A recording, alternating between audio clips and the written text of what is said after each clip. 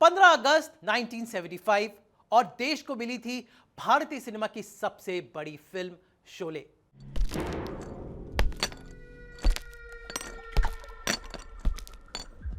शोले ने कर लिए हैं पूरे 50 साल पूरे।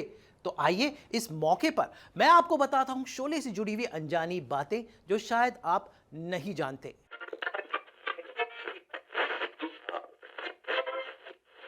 शोले में मुख्य कलाकार आज रियल लाइफ कपल है, फिर चाहे धर्मेंद्र हेमा मालिनी हो, अमिताभ बच्चन जया बहादुरी हो या फिर हो हेलन और सलीम खान। भाई ये सब लोग इस फिल्म में काम कर रहे थे और आगे चलकर या उस वक्त ये लोग पति पत्नी थे। तो ऐसी थी शोले फिल्म की कुछ अनजानी बातें। शोले के साथ ही म्यूजिक की दुनिया में क्रांति आई थी क्योंकि इसी के साथ एचएमवी रिकॉर्ड्स की मोनोपोली टूटी थी। शोले से पहले सभी फिल्मों की मोनोपोली होती थी एचएमवी की, हर गाना एचएमवी पर ही होता था। लेकिन शोले के साथ पॉलीडोर नाम की कंपनी ने भारतीय सिनेमा में एंट्री मारी थी, जो आजकल यूनिवर्सल म्यूजिक के नाम से देखी जाती है। पॉलीडोर के आने से रिकॉर्ड कंपनी की दुनिया में एक और कंपटीशन आया था। बाद में आगे चलकर ढेर सारी म्यूजिक कंपनी आई और एचएमवी की मोनोपोली टूट चुकी थी। लेकिन शोले ही वो फिल्म थी जिससे म्यूजिक की ये मोनोपोली का पतन शुरू हुआ था। 50 साल बाद भी फिल्म शोले लोगों की यादों में आज भी ताजा है और उतनी ही ताजा है जितनी रिलीज के दिन थी। उस दौर के बच्चे भले ही आज दादा दादी नाना नानी बन चुके हों, लेकिन जब टीवी पर शोले आती है तो पूरा परिवार एक साथ बैठकर देखता है। गानों का असर आज भी कम नहीं हुआ है। शोले का ये गाना ये दोस्ती हम नहीं तोड़ेंगे आज भी दोस्ती का एंथम है। महबूबा ओ महबूबा अब भी शादी ब्याह और पार्टी में थिरकने को मजबूर कर देता है। महबूबा, महबूबा, महबूबा, महबूबा। जब तक है जहां आज भी रोमांस का क्लासिक है। आर.डी. बर्मन का संगीत और आनंद बख्शी के बोल आज भी कानों में ताजगी भर देते हैं। शोले के क्रेज का यह आलम है कि आज भी अगर बॉलीवुड में कोई खलनायक पॉपुलर होता है तो उसकी तुलना गब्बर सिंह से की जाती है। दो दोस्तों की जोड़ी हिट हो तो यह कहा जाता है ये तो जय और वीरू हैं। यानी शोले के किरदार तुलना के पैमाने बन चुके हैं और शायद यही वजह है कि 50 साल बाद भी शोले के लिए लोगों का जुनून कम नहीं हुआ है और शायद आगे तक ये बना रहेगा। बॉलीवुड के इतिहास में शोले ऐसी चुनिंदा फिल्म है जिसका ताना बाना एक विलेन के इर्द गिर्द बुना गया था। चंबल का खूंखार डकैत जब्बर सिंह जो पर्दे पर गब्बर बन गया। सो जा नहीं तो गब्बर सिंह आ जाएगा। किरदार इतना जोरदार कि स्क्रिप्ट लिखे जाने तक यह नहीं तय हो पाया कि गब्बर का रोल कौन करेगा। डायरेक्टर रमेश सिप्पी चाहते थे कि यह रोल डैनी जैसा मशहूर कलाकार करे। डैनी को 5,000 रुपए का एडवांस देकर साइन भी कर लिया गया था, लेकिन आखिरी वक्त पर डैनी ने मना कर दिया। गब्बर से पहले अमजद खान की कोई पहचान नहीं थी। वो एक्टर जयंत के बेटे जरूर थे, इस नाते कुछ डायरेक्टर्स के साथ उन्हें असिस्टेंट का काम मिल जाता था। जयंत अपने बेटे को एक फिल्म बनाकर बतौर हीरो लॉन्च कराना चाहते थे, लेकिन जयंत कैंसर की बीमारी की वजह से अपनी एक ख्वाहिश पूरी न कर पाए। एक्टिंग का ख्वाब देखने वाले अमजद खान और हीरो बनने की ख्वाहिश के चक्कर में थिएटर की तरफ मुड़ तो गए, लेकिन उनका यह अरमान पूरा हुआ शोले में। गब्बर के ताप से तुम्हें एक ही आदमी बचा सकता है, खुद गब्बर। शोले जैसी बड़ी फिल्म और गब्बर जैसा दमदार किरदार देखकर उन्होंने अपना इरादा बदल लिया। कितने आदमी थे, यह मशहूर डायलॉग अमजद खान का पहला सीन था। कितने आदमी थे? मगर इस सीन में अमजद खान खुद ही डर गए।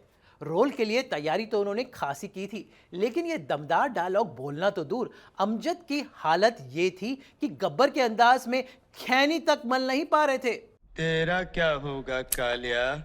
शोले की शूटिंग हुई थी बैंगलोर में। देखते देखते ही फिल्म का पूरा शेड्यूल खत्म हो गया, लेकिन लाख कोशिशों के बाद भी अमजद खान गब्बर का किरदार वैसा नहीं उतार पा रहे थे जैसा राइटर डायरेक्टर ने सोचा था। सलीम जावेद जैसे शुभचिंतक के खिलाफ भी वो हो गए, लेकिन यही वो मोड़ था जहां अमजद की अदाकारी में वो जुनून पैदा हुआ जो गब्बर के किरदार को चाहिए था। 3.5 घंटे लंबी फिल्म में एक भी फ्रेम नकली न लगे, ये पूरी यूनिट का लक्ष्य था। इसकी एक मिसाल तो फिल्म का लोकेशन ही है। डकैत की भूमिका वाली इससे पहले की फिल्में आमतौर पर मध्य प्रदेश के चंबल की भीड़ों में फिल्माई जाती थी, लेकिन शोले के लिए लोकेशन चुनी गई बेंगलुरु से 60 किलोमीटर दूर रामनगर।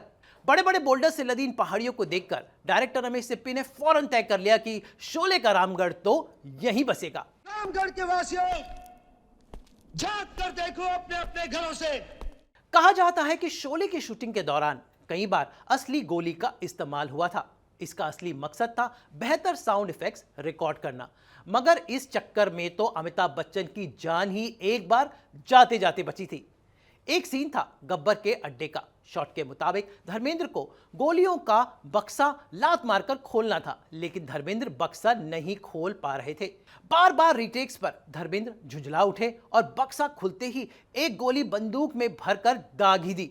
गोली पहाड़ी पर खड़े अमिताभ के कान के पास से होकर गुजरी थी। मजेदार है ये किस्सा।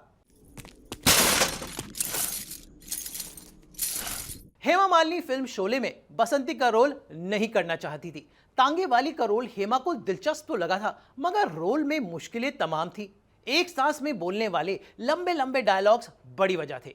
लेकिन बसंती तुम जैसों को तांगे में बिठाकर गांव के 4 चक्कर लगाकर स्टेशन तक छोड़कर आ गया। लेकिन रमेश चिप्पी चाहते थे कि उनके साथ सीता और गीता का यादगार रोल करने वाली हेमा बसंती का किरदार ना छोड़े। रमेश चिप्पी ने कहा कि शोले बेशक गब्बर, ठाकुर और जयवीरों की कहानी है, लेकिन दुनिया बसंती को याद रखेगी। और आगे चलकर ऐसा ही हुआ। बसंती, इन कुत्तों के सामने मत नाचना। सांभा। 3.5 घंटे की फिल्म शोले को बनाने में 2.5 साल लगे थे। सिनेमा की दुनिया में ऐसा पहली बार नहीं हो रहा था, मगर चिंता का विषय था बजट, जो फाइनल एडिट तक 3 करोड़ रुपए तक हो चुका था। आखिर में टेंशन ये थी कि 3 करोड़ की फिल्म को टेरिटरी के हिसाब से कैसे बेचा जाए। डिस्ट्रीब्यूटर्स 22.5 लाख हर टेरिटरी के लिए दे रहे थे, लेकिन फिल्म का पैसा अब भी वसूल नहीं हो पा रहा था।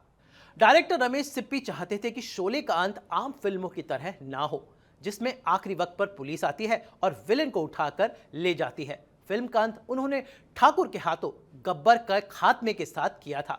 सेंसर बोर्ड ने उनकी एक नहीं सुनी, और आप जानते हैं कि रिलीज से 15 दिन पहले शोले का क्लाइमैक्स दोबारा शूट करना पड़ा।